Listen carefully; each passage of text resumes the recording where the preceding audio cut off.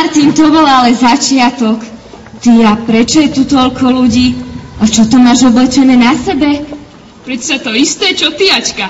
Len mužskom prevedení. Povedinský kroj. A vieš, prečo sme dneska takto oblečení? Jasné, veď je dnes veľká oslava. Aká oslava?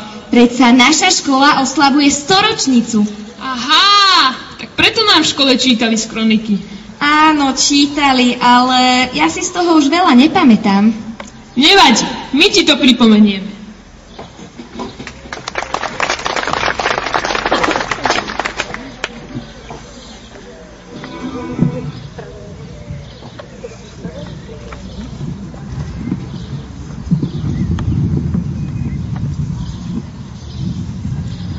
Školský rok 1925-26 započal sa 1. septembrom, kedy previedol sa aj dodatočný zápis školských detí. Počet zapísaných v prvej triede to bol prvý ročník 46 žiakov, v druhej triede to bol druhý a tretí ročník 42 žiakov, v tretej triede to bol 4., 5., 6., 7., 8. ročník 59 žiakov. Školský rok 1926-27. Vyučovanie išlo riadnym spôsobom až do 6. októbra 1926, kedy pán obvodný lekár školy súd na návšteve v našej škole konštatoval, že medzi žiactvom panuje epidemická choroba divého kašľu. Keďže choroba bola vážna, i hneď zakázal deťom, ktoré kašľú, aby do školy chodili.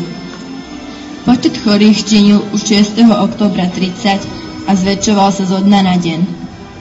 Dňa 20. októbra hlásila správa školy nadriadenému školskému inšpektorátu 60 chorých. Dňa 20.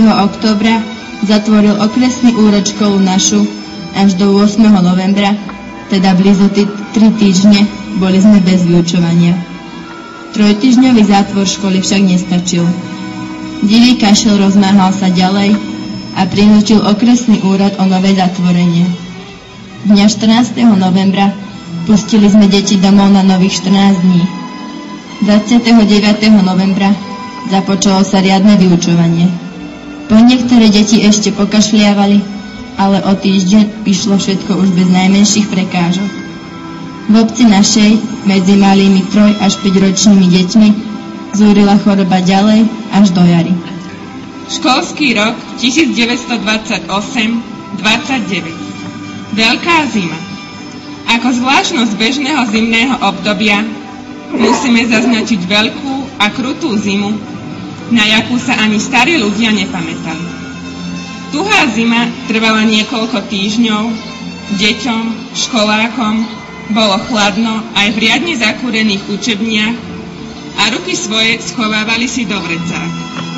Teplomer ukazoval až do minus 30 stupňov Celzia, v izbách cez noc zamrzala voda.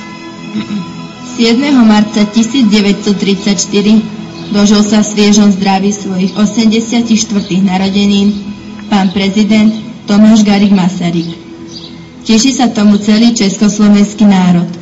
I my, chcejúc prejaviť najväčšiu úctu tomuto velikášovi, usporiadali sme na jeho počesť jeho narodenín oslavu s nasledovným programom. Po prvé, náš tatíček, pieseň. Po druhé, tatíčkovi, báseň. Po tretie, srdiečko, báseň. Po štvrté, tečie voda tečie, pieseň. Po piate, Slovenka, báseň. A po šieste, ach, synku, synku.